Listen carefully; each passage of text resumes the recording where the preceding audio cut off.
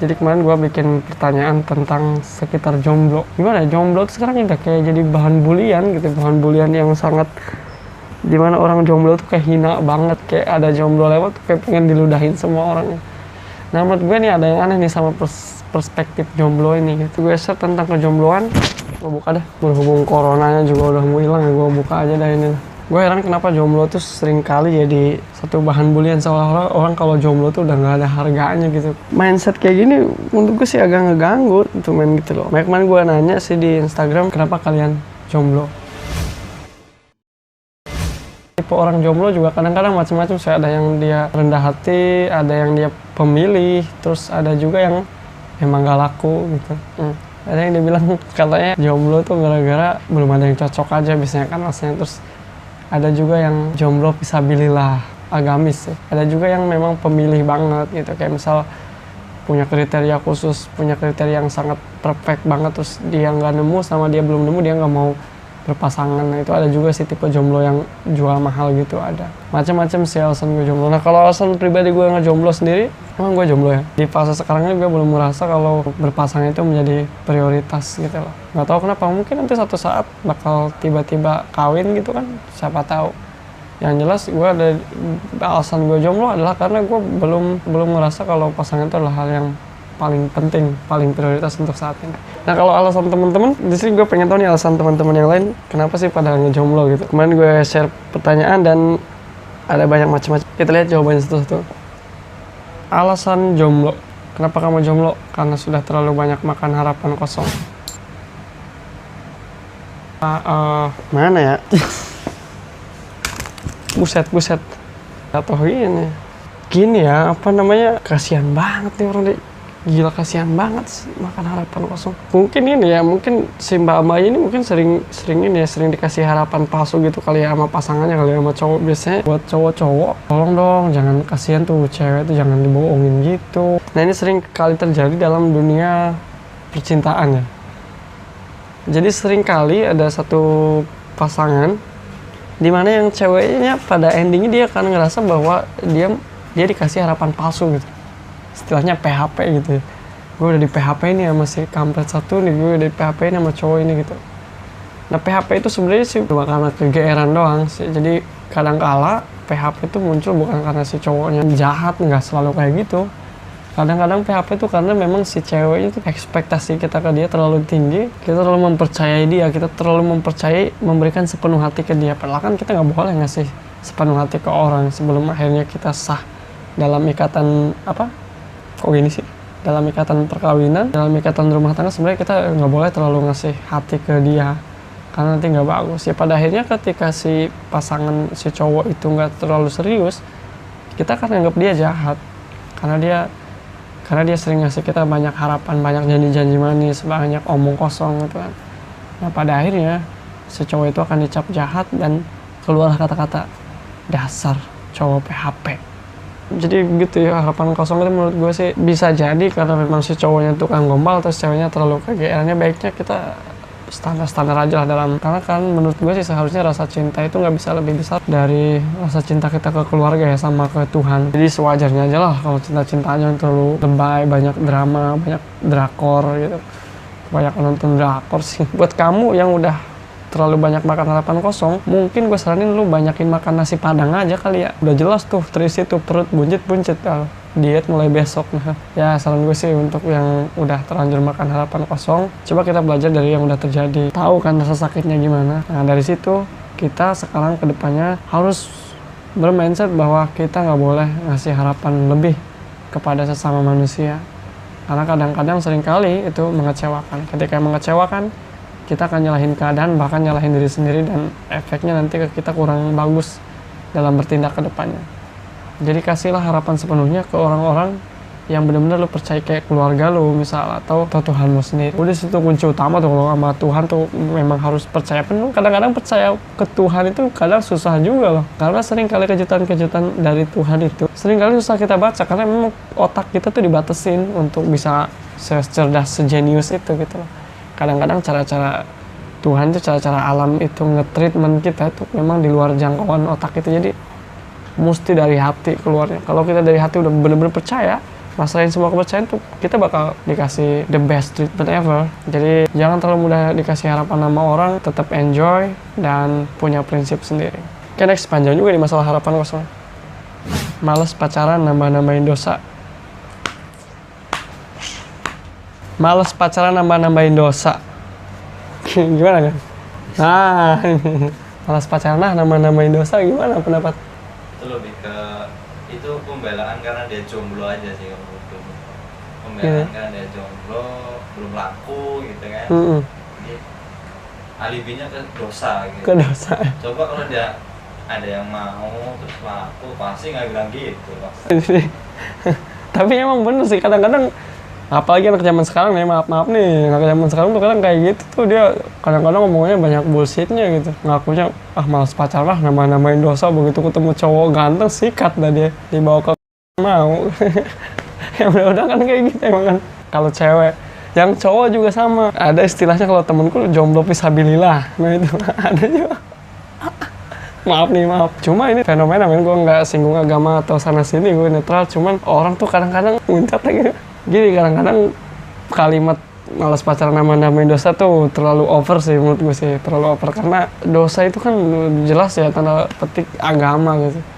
Jangan dong kalau orang-orang zaman sekarang tuh langsung serba apa-apa ke agama, karena itu nggak bisa jadi satu patokan yang bisa dicerna semua kalangan gitu kalau masalah agama. Jadi mungkin jangan dosa kali ya hitungannya, malas pacaran nambah-nambahin, buang-buang waktu tuh agak mendingan tuh, malas pacarin malah pacarin aja. Pokoknya kalau nambah-nambahin dosa, kalau menurut gue pribadi tuh pacaran nambah-nambahin dosa gini, fenomena yang ada sepengetahuan gue itu ya, banyak yang ngomong kayak gitu, pada akhirnya mereka pacaran juga kalau ada yang cocok gitu. Itu kalau cewek, apalagi cewek kan mudah dirayu nih, cewek mudah dirayu. Begitu ada cowok yang ganteng, kadang nggak harus selalu ganteng nih. Ada cowok yang bad boy, si bad fuck boy gitu, datang ke mereka terus dirayu sedemikian rupa, cewek langsung luluh juga gitu. Biasanya, maukah kamu jadi andaikan beribu bintang, nggak sih? Itu zaman dulu sih, kalau sekarang jarang. Sekarang sih cukup bawa Pajero, dia udah males pacaran, namahin dosa. 3 menit kemudian datang cowok bawa Pajero, "Neng, sini Neng." Aduh, gimana ya? Mau juga. Tapi saran gue buat yang nulis ini, males pacaran namahin dosa, memang kalau prinsipmu agamis banget, gue salut sih, oke, keren, lanjutin. Prinsip yang berpegang ke agama tuh harus bagus-bagus prinsip, asal jangan sekali-kali lo langgar. Karena saat lo langgar, maka respect kita ke lo tuh 180 derajat langsung drastis nurun. Dan kadang-kadang nilai lo turun seketika. Makanya itu kenapa kita jangan mudah berumbar dengan konteks agama gitu. Panjang amat sih. Tapi andai kata lu mau komitmen sama prinsip lu, pacaran namahin dosa, oke. Karena memang pacaran itu apalagi zaman sekarang cenderung mendekati hal-hal yang memang berbau romance ya. Kalau nggak romance nggak oke pacaran. Pacaran sekarang kan kalau nggak romance kayak nggak ada warnanya kan. Kayak lo pacaran cuma ketemu, lihat-lihatan doang, ngobrol, nggak pegangan tangan, terus sekarang tuh kayaknya hambar kalau ngeliat fenomena ya, gue juga nggak pernah soalnya. Apalagi kalau yang sistem pacarannya ta'aruf tuh kalau nggak salah kan didampingin sama pihak ketiga. Itu susah, cuma beberapa orang bisa ngejalanin. It's okay. Tapi buat yang labil, mendingan jangan gitu. Pacaran tuh diniatin buat serius, buat bangun rumah tangga dan bikin hidup lo lebih baik, lebih produktif, lebih manfaat buat sesama. Ya itu sih. Next, belum ada yang bisa bikin saya nyaman. Ini, kamu kenapa sih belum pacaran? Belum ada yang bisa bikin nyaman. Gini. Gue mau nanya, gini, nyaman tuh gimana sih kalau dari menurut cewek tuh gimana sih nyaman tuh? Cowok yang bikin nyaman tuh gimana sih gitu? Apakah cowok yang bisa ngayomi dia secara lahir? Atau secara batin, atau bisa ngasih dia duit banyak, atau yang bisa bikin dia ketawa saat dia sedih, atau yang gimana gitu. Kalau cuma bikin dia ketawa pas dia sedih, gue bisa hibur dia gitu. Banyak kan cowok tuh pinternya hibur, cowok sekarang tuh lucu-lucu, pinternya hibur, dan jokes-jokesnya nggak garing. Tapi banyak tuh yang masih ditinggal-tinggalin aja. Ada juga yang cowok ngeselin, fuckboy, datang ke dia pas butuh doang, pas udah kebutuhannya terpenuhi dia cabut, malah jatuh cinta beneran si cewek. Jadi yang bikin nyaman yang gimana gitu, gue aneh gitu. Baik lagi ke cowok Pajero yang 3 menit tadi datang ke si cewek yang gak mau nambah dosa tadi. Si Pajero itu kadang dia begitu lihat cowok bawa Pajero, tiba-tiba cewek udah nyaman duluan. Nah ini sebenarnya definisi bikin nyaman tuh gimana gitu. Tolong komen di bawah dong kalau kalian tahu ya jawabannya, komen di bawah ya. Gue nggak ngerti nih, bisa bikin nyaman tuh gimana. So kalau dari perspektif gue pribadi sebagai cowok, mungkin nyaman itu mungkin pas kita ketemu si doi, si gebetan, kayak kita nggak punya beban pikiran. Kayak kita lihat dia aja nyaman. Pas kita marah, reda. Pas kita gelisah, jadi tenang. Terus pas kita pengen sesuatu disupport, mungkin itu nyaman kali ya. Kita ngobrol nyambung. Terus kita ngelawak, dia ketawa. Tapi nyaman itu sering kali, lihat dulu. Tapi rasa nyaman itu paling mudah dibentuk dari komunikasi dulu biasa awalnya. Apa-apa kan semuanya dimulai dari komunikasi. Nah, pas lo komunikasi yang pasangan lo dan lo nyambung, misalkan lo ngomongin soal karir, dia nyambung. Lo ngomongin soal hobi, dia nyambung. Nah itu sering kali itu nanti ke depannya impact-nya bakal nyaman. Jadi kalau mau nyari yang nyaman, cari dulu yang nyambung, baru nanti kalian nyaman sendiri. Tapi buat kamu yang ngomong belum ada yang bisa bikin saya nyaman, mungkin kamu bisa kontak gue di sini atau kayak open BO. Ya mudah-mudahan kamu cepet nemuin pasangan yang benar-benar bikin kamu nyaman ya. Dan mudah-mudahan dia serius, nggak ngasih harapan palsu kayak yang tadi. Kalau ngasih yang harapan palsu ke kamu, terus malah ngajak kamu ke hal yang berbuat dosa kan jadi nggak enak juga. Nanti kamu malah bilang, nggak mau pacaran nambah-nambah dosa. Next, kamu tanya sama yang lain apa tanya sama diri sendiri? Wina Junina, mana sih profilnya, kita lihat si Wina Junina nih. Ya namanya gue nulis di status, gue nanya orang lain lah bego, kenapa lu menyindir? Mana tadi pertanyaannya? Sejujurnya sih gue nanya ini sama ke orang, gue nanya ini ke orang lain karena gue bikin status. Kalau gue nanya diri sendiri gimana dong, gue jawab sendiri nggak jelas. Dan gue udah bilang di awal tadi kenapa gue jomblo, alasan gue nggak jomblo kenapa. Dan gue pengen tahu lo, kenapa lo jomblo, malah nanya balik. Jadi alasanmu apa, jawabannya apa, kok malah nanya balik. Next, kenapa kamu jomblo? Karena udah pernah pacaran. Itu kan sama aja kayak, kenapa kamu lapar? Karena udah pernah makan. Kenapa kamu mati? Karena udah pernah hidup. Kenapa kamu hamil? Apa? Tapi ini menurut gue sih, pola jawaban seperti ini nggak bisa dipakai dalam kehidupan sehari-hari di semua aspek ya. Karena nggak bakal selalu nyambung. Misalkan yang berbau rasis. Kenapa kamu hitam? Karena pernah putih. Kan nggak bisa kayak gitu. Kenapa kamu pinter? Karena pernah bodoh. Nggak selalu bisa kayak gitu. Kenapa kamu cewek? Karena pernah cowok. Nggak bisa gitu. Kurang apa ya, kurang kondusif, bukan kondusif ya, kurang pas. Jadi jangan apa-apa terus kita jawaban hal yang sebaliknya gitu.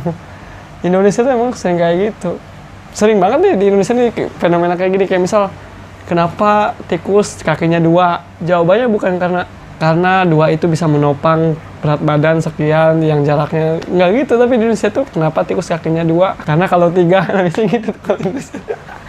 Kenapa Superman celana di luar? Karena kalau di dalam, nah gitu tuh kalau Indonesia tuh. Tapi ngomong tikus kakinya 4. Karena udah pernah pacaran. Jadi lo kalau udah pernah pacaran sekali udah gitu ya. Misalkan kenapa lu cerai? Karena udah pernah nikah. Udah gak mau nikah lagi kan. Sekarang lo hidup, tinggal mati lo ya, tinggal mati. Kan udah hidup tuh. Bosen kan, udah bosen. Jadi kalau gue tangkap sih jawaban ini karena dia mungkin udah bosen sama apa namanya, ngejalanin hubungannya. Itu artinya dia nggak terlalu serius. Atau itu artinya dia nggak nemuin kenyamanan. Karena mungkin dia terlalu sering menelan harapan palsu tadi. Akhirnya dia berpikir nggak mau pacaran, nambah-nambah dosa gitu. Lanjut. Produk dengan merek pacaran belum dapat label.